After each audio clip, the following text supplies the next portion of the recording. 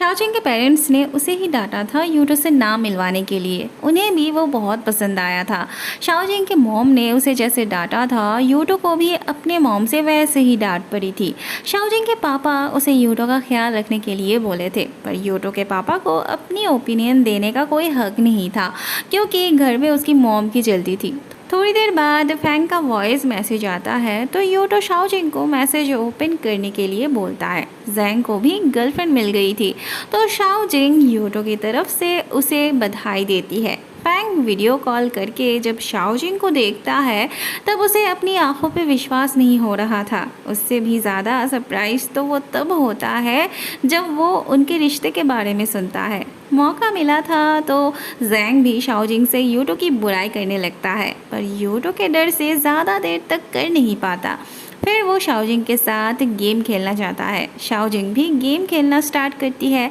खेलते खेलते शाओजिंग का घर चला आया था, तब भी दोनों का गेम ख़त्म ही नहीं हो रहे थे। माइक ऑन था और शाओजिंग यूटो से बात कर रही थी। जैंग को जब पता चलता है यूटो उसके घर गया है तब वो और भी ज़्यादा चौंक जाता है। शाओजिंग तब जल्दी से माइक बंद कर देती है और गेम जल्दी ख़त्म करने के लिए यूटो उसका फ़ोन लेके खुद खेलने लगता है। बाद में वो शाओजिंग को लेके उसके मेल बॉक्स के पास आता है। शाओजिंग को तो कुछ समझ में नहीं आ रहा था।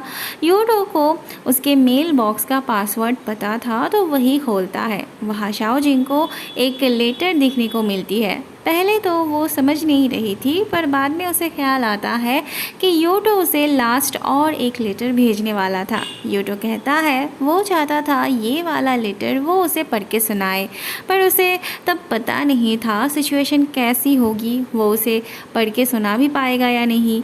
वो शाओजिंग से पूछता है क्या वो उसके मुंह से सुनना चाहेगी। ऑब्वियसली उसका जवाब हाँ ही होता। वो यूटो के गोद में सर रख के उसके मुंह से वो लेटर पढ़ते हुए सुन रही थी। सुनते सुनते उसे तो नींद आने लगी थी। वो यूटो को भी घर जाने के लिए बोलती है, पर यूटो को रात में उसके घर ही रुकना था, क्योंकि सुबह शाओजिंग की फ़्लाइट थी और वो उसे सी ऑफ करने जाना चाहता था।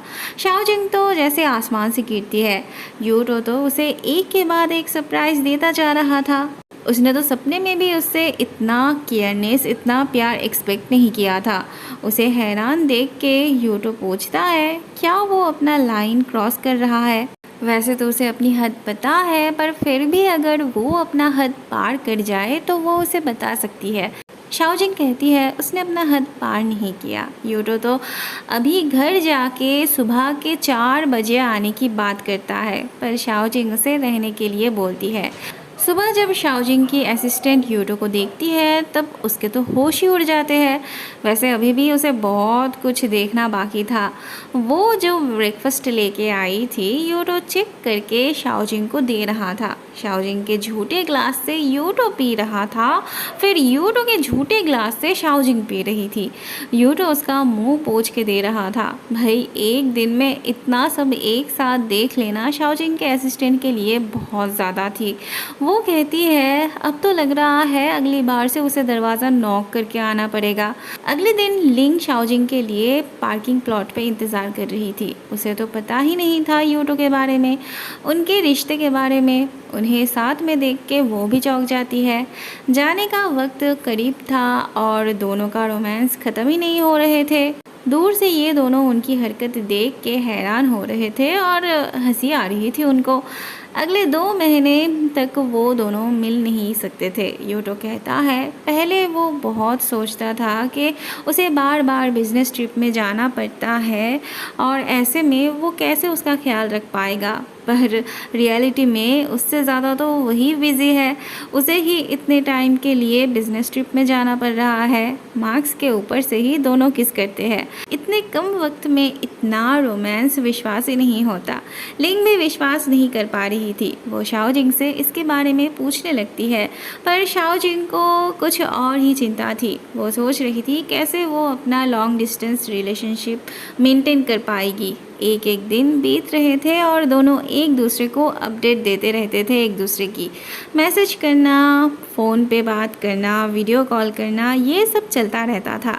एक दिन बातों ही बातों में यूटो कहता है क्या वो उसके जिन को अलाउ करेगी उसके जिन को फॉलो करने के लिए। शाओजिंग ये सुन के शर्मा ही जाती है। अगले दिन शाओजिंग का शूटिंग था और उससे एक सीन हो ही नहीं रही थी। डायरेक्टर को बार बार कट करना पड़ रहा था।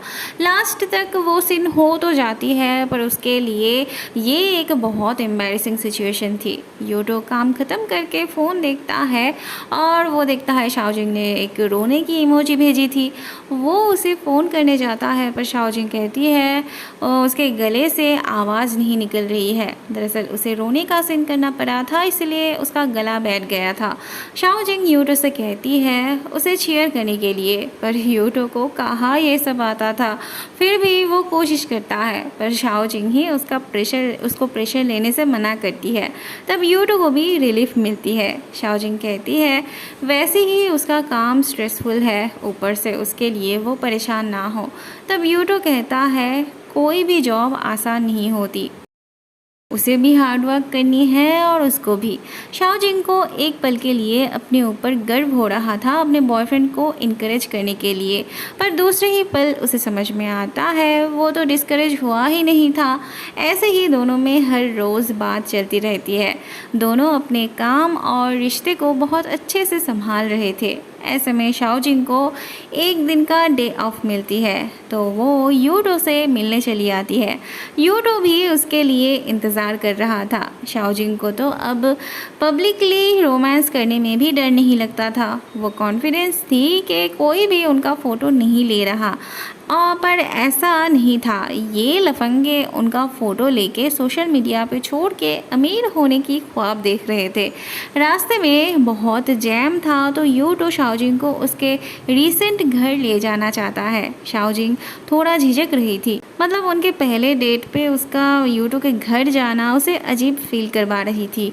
यूटो उसे फोर्स नहीं करता पर शाओजिंग खुद ही बाद में जाना चाहती थी और वहाँ ये लफंगे उनका पीछा किए जा रहे थे।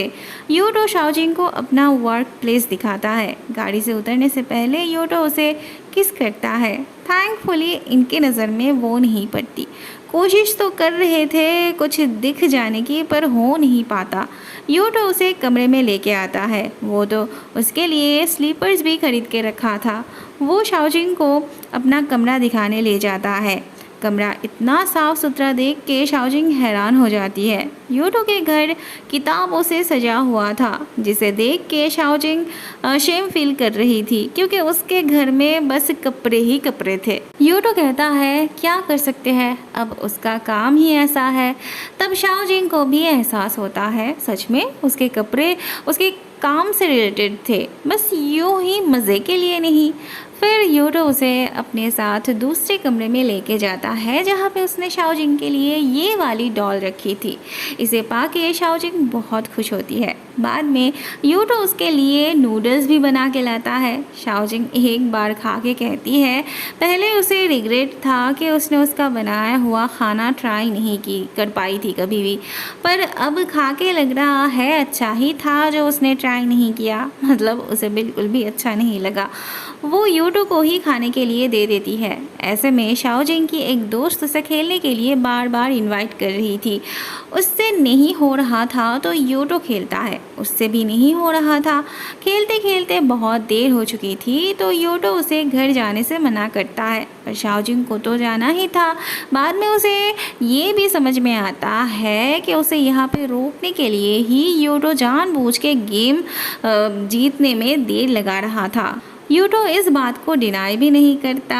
वो कहता है अभी बहुत रात हो चुकी है, अगर अभी वो उसे घर छोड़ने जाएगा उसमें 1 घंटे लग जाएंगे, फिर उसे आने में और 1 घंटे चले जाएंगे, फिर वो सोएगा कब और उठ के काम पे जाएगा कब। तब शाओजिंग उसे गेम से रिलेटेड कुछ टास्क देती है जो कि थोड़ा मुश्किल था यूटो के लिए, फिर भी वो पूरा करता है।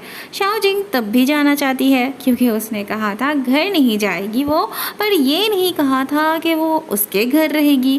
वो होटल रहने की बात करती है पर यूटो से थोड़ी ना जाने देता। फिर दोनों थोड़ा मस्ती करते हैं।